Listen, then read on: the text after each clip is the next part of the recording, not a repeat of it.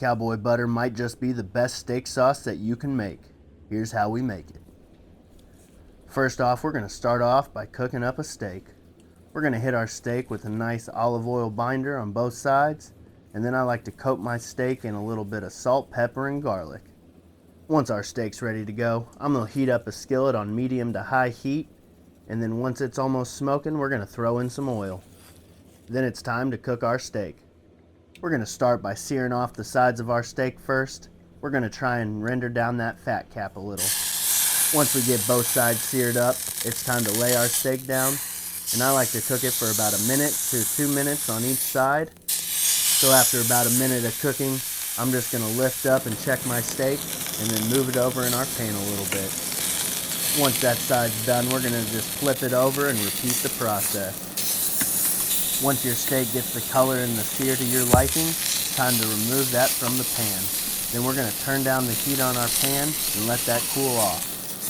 While we're letting our steak rest for about 2 to 4 minutes, it's time to start on our cowboy butter. We're going to start by throwing 2 tablespoons of green onion into a bowl, followed by 1 tablespoon of parsley, and a 1/2 tablespoon of minced garlic, a 1/2 teaspoon of paprika, and an 1/8 teaspoon of cayenne pepper, followed by a pinch of salt and pepper, and then we're going to give this a mix. Once this is ready to go, we're going to set this off to the side and start in our saucepan.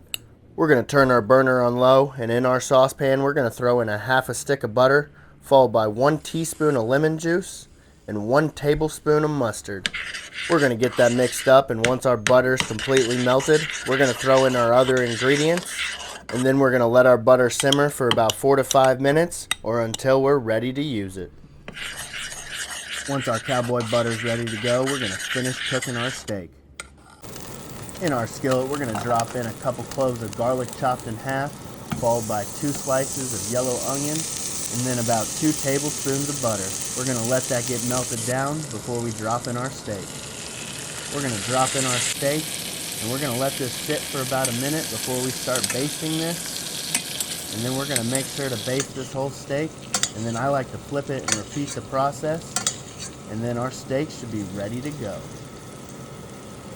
Cooking your steak this way should make it a nice medium rare finish, perfect for dipping in our cowboy butter.